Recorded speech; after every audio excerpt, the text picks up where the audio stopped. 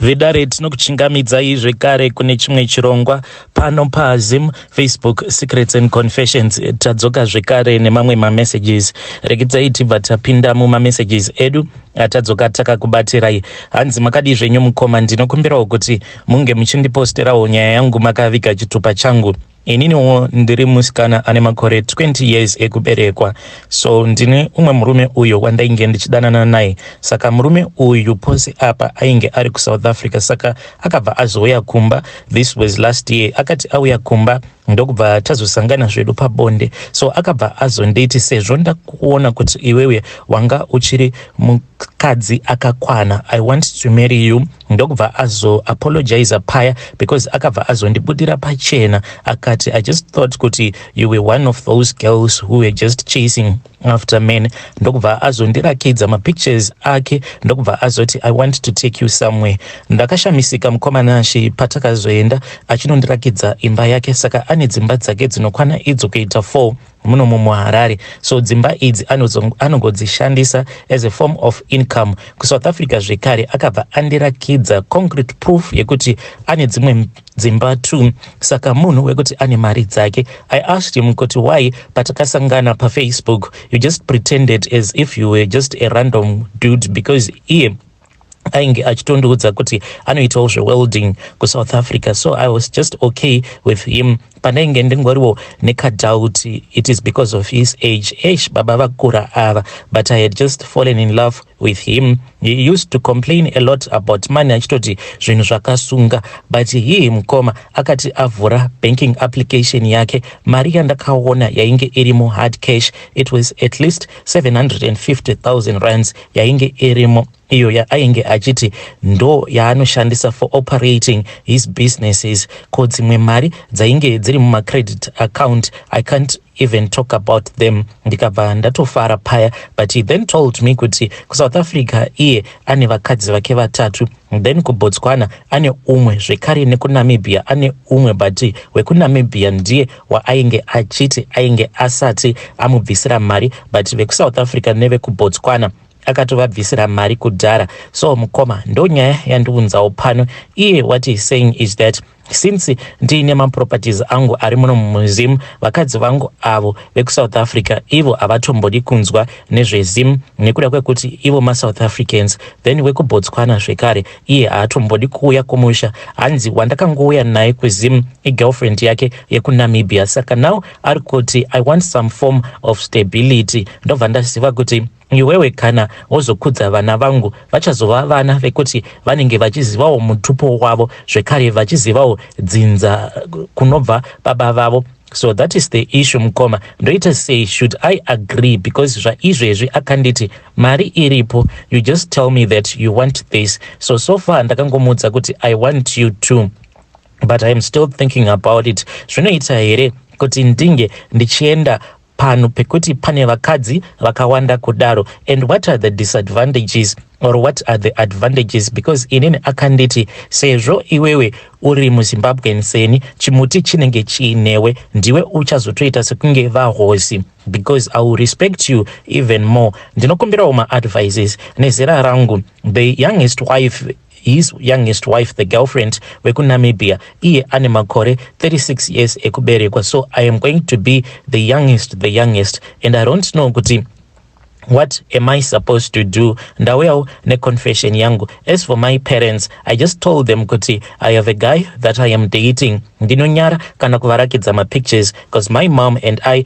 we are really close. So each and every time she asked me vachinditi chindarakidza ka mukwasha wangu. We even try to fight for the phone, because vanenge vachida kutora phone kuti ndinge ndichivarakidza mukwasha wavo, but ndinonyara manje because mukwasha wavo iye mukuru kuna baba vangu. So is there going to be any kind of respect? Ndichizounza mumusha murume anenge ari older than my father, is he going to respect my father?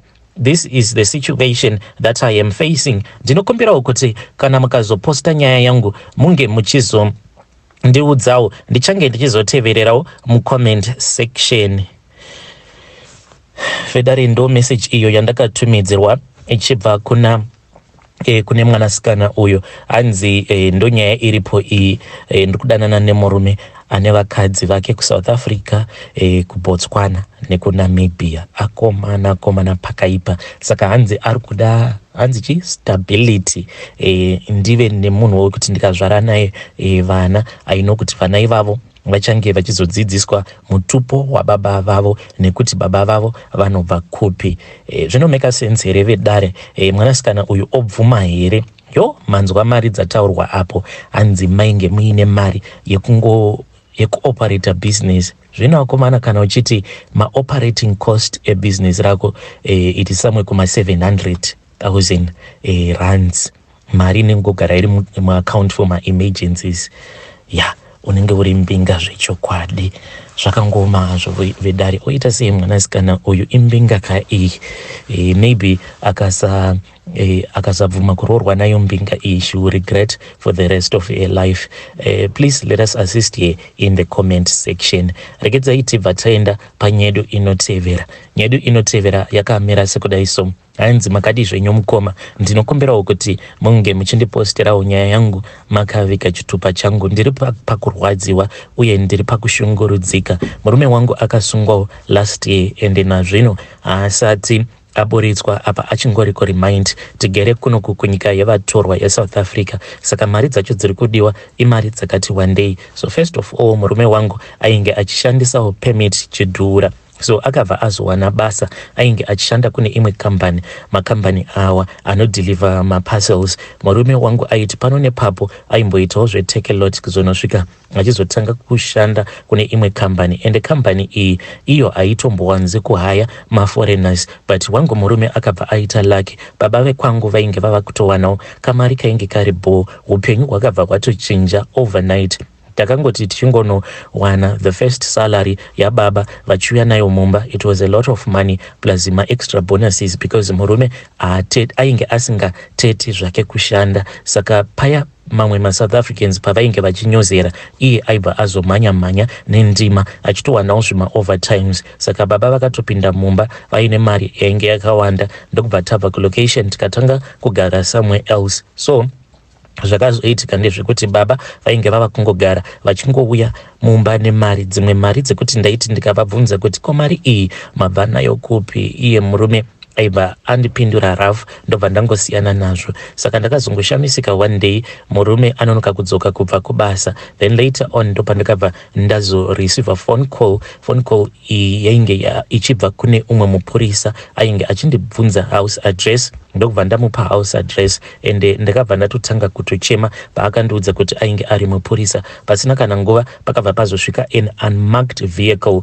pamba, ndokubva kwaburuka varume 4. Mapurisa vakatotanga kutondibata rafu paya vachiti where are the items, where are the cell phones and the laptops. Ndokubva ndangovhura door because I didn't have any choice. Vakabva vasecha mumba vakabva vatora mamwe malaptops 4 awo ainge ari manyowani. So iye murume achiuya nemalaptops awa ainge akanditi malaptops awa ndikuda kuti ndinge ndichizoenda kumusha ndobva ndazonomatengesa, achiti nditori nespace yandakawana mutown muHarare, so ndikuda kuita kashop kangu kekutengesa mafoni zvekare nemalaptops. Saka malaptop ose awa the amount yawo kana kuri kunzi kumatengesa their original price, I think anotosvika kuma 120,000 rands or more because the aya avanoti powerful laptops. So akabva azongowanikwa ari mumba. Ini chandainge ndisingazivi ndechekuti murume ainge oita madhiri ekuti paya pamapackages avanenge vachifanira kuti vange vachienda kunodeliver,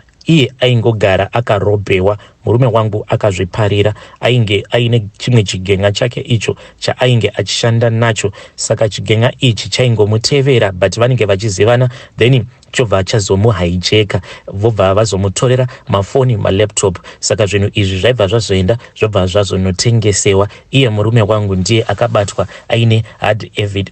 Iye murume wangu ndiye akabatwa aine zvinhu izvi. Akati ataura mazita awo maSouth African ainge achishandidzana nawo but vakangosungwa ndokubva vazoitwa bail out. Nazvino vose vari kunze ende nyaya yose iri kurakidza kuti iri kungotsikirira murume wangu. So iye murume ndakazoti ndaenda kunomuona akabva atanga kuchema. Ndikamubvunza kuti ko why makafunga kuita zvinhu zvakapusa kudaro. Saka murume anongoti iye hanzi pane pamwe apo paakaenda kunodhilivha. So akati achidhilivha ndo pakabva pazosvika kamwe kagolf kainge kaine vamwe varume. So varume ava vakabva vazoburuka vachiita sekunge vainge vachida kubvunza madirections. Varume ava hanzi iye anoti pavakaona kuti ainge ari muZimbabwean vakabva vamuti tione passport yako because tiri mapurisa. Pakati pavo varume ava hanzi painge paine umwe mupurisa 1. Saka murume wacho uyo waainge achiti ndiye ainge ari mupurisa akabva atora picture repassport ndokubva azomufonera later on in the day. Murume akabva ati permit yako iyi ndiye fake, tiri kufanira kuti tinge tichizosangana tinge tichizotaurirana, kana ukaramba tinokutsvaka tobva takusunga. Saka murume anoti zvose izvi akazviita in secret asingandiudzi because ainge achitya kuzondistressa. Zvino akati adaro akazoenda hanzi takanosangana kumall usiku nemupurisa uyu hanzi nevamwe varume zvekare. Saka mupurisa uya akabva ati taverifya chinhu chako ichi hachisi chechokwadi, saka iwewe tava kutokusunga. Ndokubva vatoisa murume wangu mahandcuffs. Vakati vamuisa mahandcuffs kudaro ndokubva vazomuisa muchigolfu chiya but akabva akumbira ruregerero. Ivo vakabva vati chii chaunogona kuti unge uchizotiitira? Murume akabva ati handitozivi kwamuri. So ivo varume vaya hanzi vakabva vazoti tiri kufanira kuti tinge tichironga dhiri pose paunenge wabuda nezvinhu zvaunenge uchiona kuti zvinhu izvi at least zvinokwanisa kutengeseka very fast, unongotiudza then tobva tauya tobva takuhijeka. Kana ukaramba tiri kuendesa zvinhu zvako izvi kuhome affairs tobva takusungisa. Saka murume ndo zvaakandiudza. I don't know if I am supposed to believe him kana kuti ndotongo I don't know if I am supposed to believe him kana kuti dzangovawo nyambo dzemunhu akabatwa red-handed. Nanhasi uno murume wangu achirimo mujeri. Nyaya yacho inyaya inotorakidza kutoti inyaya hombe, and on top of that nemapepa ake ndo mamwe ava kutomutsikirira. Ndo nyaya yangu iyi mukoma. Saka zvaizvezvi handizivi kuti ndoite sei. Must I wait for him kana kuti ndoita move on with my life? Zvaizvezvi hangu ndava kushanda, but mukunoshanda umu ndinewo umwe munhu uyo ava kutondipresa kwekuti ndinokuda. Apa kana ndikatanga kufunga manje kuti ko vana ndichakwanisa kuvachengeta here nekamari kacho ako kandinopiwa, I find myself just feeling heartbroken. Ndinokumbirawo maadvices enyu vedare. Hey, vedare ndo message iyo yandakatumidzirwa ichibva kuna vahanzvadzi vedu. Hey, hanzi ndomumirira here murume kana kuti ndosiyana naye? Ndakavabvunza kuti zvino panyaya yemapepa zvakamira sei. Hanzi takambozama lawyer but lawyer rakati at least I can fight for him so that akwanise kungopiwa at least a minimum of 1 year nekuda kwemapepa ake awo asiri original. Ngatitaurei navo vahanzvadzi vedu ava mucomment section. Uye nyaya iyo yavakaudzwa namukoma yekuti ndakamanikidzwa neumwe wacho ainge ari mupurisa akati chinhu chako ichi ndechefake, saka uri kufanira kuti unge uchishandidzana nesu tichange tichizokuhijeka. Kana ukaramba then what we are going to do, tichakusungisa, I will find you. Zvakangoma hazvo wedu we. Kana wanga uri iwewe waiita sei? Waibvuma here kana kuti wairamba? Tell us in the comment section. Regedzai tibva taenda panyedo inotevera. Nyedo inotevera yakamira sekudai. So hanzi makadi zvenyu mukoma, ndinokumbirawo kuti munge muchindiposterawo nyaya yangu makavika chitupa changu. Ndinodawo kureurura kuti ndakadyisawo murume wangu. So madyisiro andakaita murume wangu ndekudai. So inini nemurume tikambotanga tichararamisana kaupenyu kedu kainge kachitodadisa, kainge karibo, but takati tauya muno muSouth Africa ndokubva tasvikirawo mune rimwe location. So murume wangu akangokaruka apanduka out of nowhere. One day ndakatoti ndichibva kubasa ndikatosvika ndikatoona kutoti mufiriji mainge muine madoro. Ndikabvunza kuti madoro awa ndeani? Then murume akabva atondipindura rafu, akabva atotora madoro ake akabva abuda.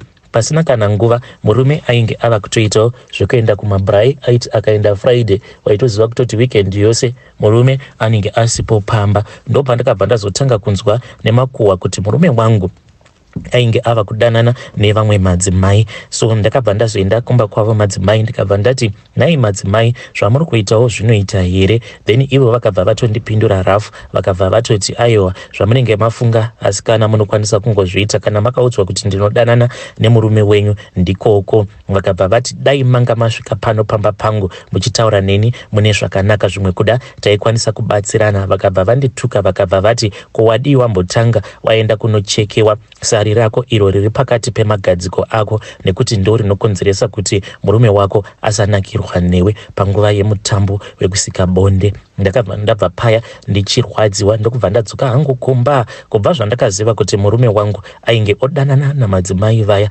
The pain was just too much. Murume ainge ava kusaronga neni mumba ainge oronga navo madzimai vaya kuzotonosvika ndichinzwa achinzi akatovavakira imba madzimai ava nekuti paakatanga kudanana navo vainge vachinzi hanzi vainge vakabva mukutenga stand kumamisha. Saka murume wangu mari yake yainge yongoshanda kuvatengera mabuilding material nezvakangosiyana siyana mumba. Murume ndaiti kana ndikamuti vana kumba uko vari kunzi havana chikafu then aibva ati ko iwewe amai vacho haushandi here ko unogoshandirei? Unongoshandira kutenga chikafu nekuzvichenetsa vana kumba uko vachifa nenzara. Yet iye ainge ava kudyiwa nemahure muno mujoni. Asi sezvisinei ndakabva ndangosiyana nazvo. Pane pamwe pandakabva ndazotaura nehama dzemurume ndikati iniwo ndazvikonewa. So ndakati ndaudza vana tete vakambozama kundikansela vakati no usaenda muroora. But ndakabva ndasimuka ndikabva ndati tete kana ndikaramba ndigere nehanzvadzi yenyu ndinokwanisa kuzongomuka ndakafa because ndainge ndava nedambudziko rekuti ndaiti ndakarara kudai pandaizomuka ndainzwa hana yangu ichirova uye ndichinzwa moyo wangu uchirwadza. Ndokubva ndazombodzokera kumusha. Ndakadzokera kumusha kuna amai. Saka amai zvakavarwadza vakabva vati mwanangu nemusha uyo wawakavakisa kuti unge uchingosimuka azviite mwanangu. Ndikabva ndati mama let me start afresh. Amai vakabva vati iniwo saamai vako ndichazamawo kuti ndinge ndichimbobvunzira kuti ndinge ndichiziva kuti chii chakonzeresa kuti imba yemwana wangu inge ichiparara. So amai vakabva vazofamba first of all nenyaya iyi yemasari yandainge ndakaudzwa namadzimai vaya. So ndakabva ndazoendeswa kune imwe n'anga. So ndakabva ndazoudzwa kuti zvechokwadi ndainge ndiine sari riya rinogara mudumbu. So ndakabva ndazopiwa mishonga then sari riya rikabva razonzi rainge rafa. So ndakazoti ndiri kumaperiods ndakabva ndazoburitsa rimwe rainge rakaita kunge zifuta. So ndikabva ndatoona kuti at least kapain kandaimbopota ndichinzwa apo pandinenge ndiri kumaperiods kakabva kaenda kachinonopera. From there on amai vakabva vazouya umwe musi vainge vakabata ndove. Handizivi kuti yainge iri ndove yei. Vakaramba kundiudza kuti yainge iri ndove yei. Vakabva vanditi ndaifanira kuti ndinge ndichisa ndove iyoyo mumvura ndokubva ndatanga kunwa. Saka pose pandainge ndakabata kapu ndichinwa mvura iyo yandinenge ndakamikisa nendove ndaibva ndaenda pafoni ndobva ndafonera murume wangu uyo wandainge ndasiya kujoni. Ndakatoona kutoti maresponses ake ainge ava kutoita sekunge nani. Then ndakati ndapedza kuita kosi iyoyo ndobva ndakabva ndazonzi namai vangu ndaifanira kuti ndinge ndichimboenda kunogara kumba kwen'anga. Ndakabva ndazoenda ndikanogara kumba kwen'anga iya yaamai. Ndakati ndigereko ikoko zvandaita ndezvekuti ndaipiwa rimwe zizen'e ndobva ndanzi ndinge ndichiita tsvina. So ndaiwanzokupiwa zen'e iri usiku ndobva ndanzi enda unoita tsvina. Ndaibva ndaenda ndobva ndanoita tsvina paya. But chaizondinetsa ndechekuti ndaiti paya pandinenge ndapedza kuita tsvina ndaizoti kana ndikatocha kudai ndaibva ndaona kuti tsvina yacho inenge isisipo. Ameno rimwe zisound randaingonzwa kuita kunge pane zvimwe zvipuka zvaingouya zvobva zvatodya tsvina iya. So ndaiti kana ndikadzokera ndikanobvunza n'anga iya yaibva yangoseka zvayo yobva yati ndichakuudza. So ndakati ndapedza kuita zvekare course iyi yekuita tsvina then zuva randaifanira kuti ndinge ndichidzoka kumba ndokubva ndazogezeswa. But ndakagezeswa sikarudzi yangu neropa rehuku iyo yandakatenga pamba pen'anga iyoyo. Ndikabva ndanzi enda unogeza. Ndikabva ndazoenda kune chimwe chichinja house ndikabva ndatanga kuzvigeza sikarudzi yangu. Ndikabva ndanzi ndisapukuta ropa racho iroro rainge richazondibatsira kuti ndinge ndichizokwanisa kudhonzera murume wangu kuti ange achidzoka kuno kuzimu. So ipapo murume ainge ava kutaura zvainge zviine tarisiro. Ndikabva ndamukumbira kuti ange achimbodzoka kumusha kuti tinge tichizotaurirana. Zuva raakasimuka ndo zuvawo randakabva ndazonzi ndinge ndichiita tsvina. Ndakabva ndazoita tsvina ndikanzi tsvina iyoyo ndaifanira kuti ndinge ndichizoichengeta muplastic bag. Zvandakaita ndakapiwa plastic bag naamai vangu ndikabva ndaisa tsvina iyaya ndokubva vazondipa bucket. Saka ndakabva ndazoisa tsvina iyaya mukabucket kuitira kuti tsvina iyi irambe yakangonyorova. Murume akazoti auya akabva angoburukira kwedu. Murume ndokubva asvika pamba paamai. Amai vakabva vazoti ndinge ndichimubikira. Mukunomubikira amai vakabva vazoya nechiplastic bag chiya icho chainge chiine tsvina iyo yandainge ndakaita. Vakabva vangokanda tsvina yose mupoto. Saka murume wangu chisevo chake takachibikira. So murume wangu ndainge ndichi. So at that time painge pachibikwa huku, amai vakatopatsanura chisevo chiya chainge chiri pamoto. Vakabva vaisa chimwe chacho mukapoto kadiki. Mukapoto imomo ndoma vakabva vazongokandira tsvina yose iya. Vakabva vati chipedzisa hako mwanangu. Ndikabva ndabika ndokubva ndazopakurira murume ndakangoti ndichingobva mukunomupakurira akabva atotanga kutochema paya. Ndokubva atopfugama pamberi paamai vangu akatanga kutokumbira ruregerero. Ndakangoona amai vangu vachinyemwerera vakatitarisa. Aiwa, usiku hwakazoti hwasvika tainge tatova murudo. Murume ndokubva atondiripa. Takabva tazoenda kumusha kwavo.